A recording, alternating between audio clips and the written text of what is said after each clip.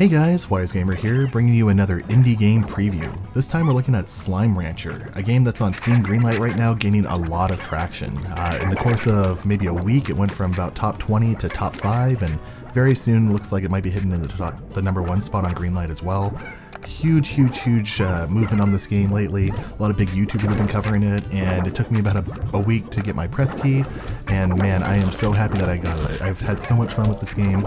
I want to tell you all about it here. I played it for like 2-3 hours and forgot to even hit the record button, so I had to go back and record more footage and everything too, which I'm not complaining, the game's great.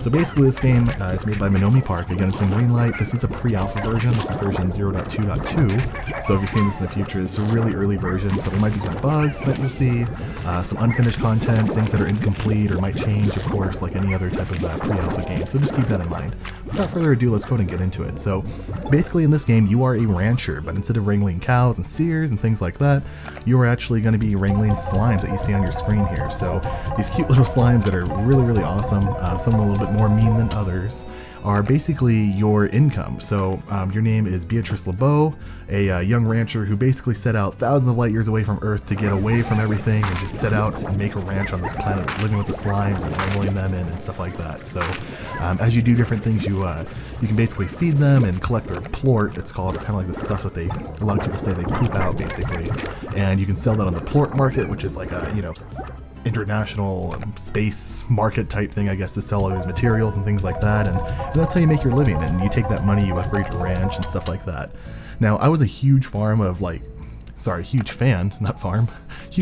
farming games like Harvest Moon and stuff like that back in the day, like 64, SNES versions, stuff like that, and this game just played right to that for me. So really, as you go through the game, you kind of get these different like quests. It's like a daily mission, turn in X number of this, X number of that, and that way you can kind of get like some rewards back for it. Some of them are not too great right now, but again, it's early access. It's more of just a proof of concept that it's working.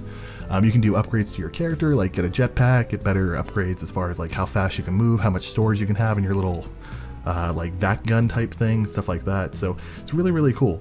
It's called a vacpack and kind of sucks up the slime, sucks up the plorts, the carrots, whatever fruits are out there, things like that too. And as you play through the game, you find out that you can actually breed these different slimes and do things like that too. So you can take your basic pink slime and you can feed them like a certain plort of another slime, and you kind of crossbreed it and turn it into a pink rock slime, for example, or something like that.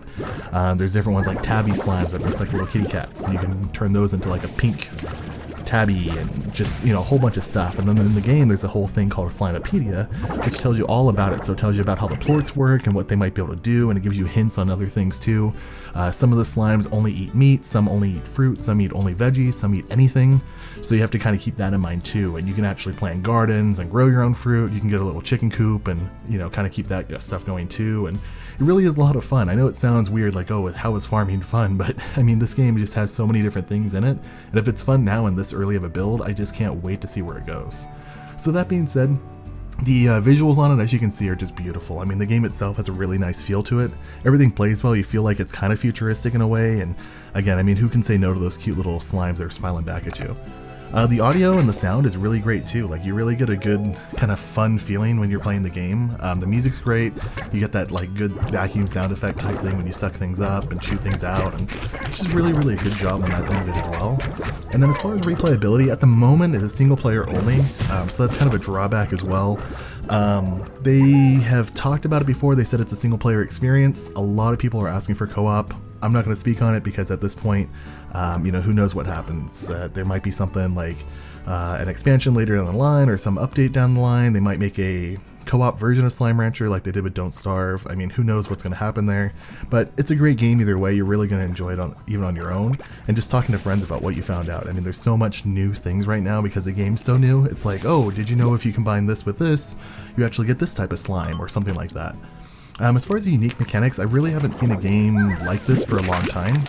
I've been looking for something kind of like Harvest Moon 64 for the longest time, where you kind of interact with different things. Now, there's no like town that you interact with, not at this point, but there is like the daily quest, and you get like letters in the mail for different things and tips and stuff like that too. So there's some elements of that. Again, it's a little too early to tell what might be there at the end build, but this has kind of been my replacement for Harvest Moon 64. I mean, you get to wrangle up a bunch of different stuff, you get to go out and explore, you get to go and do these different things, upgrade your character and your farm over time, and I really do enjoy that type of game. So as far as replayability, I mean, once you kind of know what to do, I guess it's just a matter of getting there as fast as possible, but there's a whole lot of areas that you can expand your farm into and everything too. So I think that you're going to have like a lot of discovery and things to find, and then as the game of course becomes more complete, we'll find out what else there is as far as like a game mode plus or something like that, or if there's like a leaderboard of some sort or something that they come up with in that sense. Overall, I think the game's awesome in its current state. For being such an early build, again, version 0.22 pre-alpha, I mean, this is super early. I can't wait, and I think it's an awesome buy. I mean, they're actually letting you play it now to do some bug testing. Of course, you know, keep in mind that there are bugs in the version I have. They said that you can have your save files from the previous version. However, you know, don't expect that every time if you do pre-order it. The pre-order, I want to say, is $20 right now. Again, it's on Greenlight. I'll have all the links down below to both the pre-order and the Greenlight, as well as the developer's Twitter feed, where he keeps updating things there too. So tell me what you guys think. I think it's a great game myself. I'll probably be doing a series on it and maybe some tutorials. Hope you enjoyed. Leave a comment down below on what you think I should be doing next, and we'll see you next time. Thanks. Have a great day.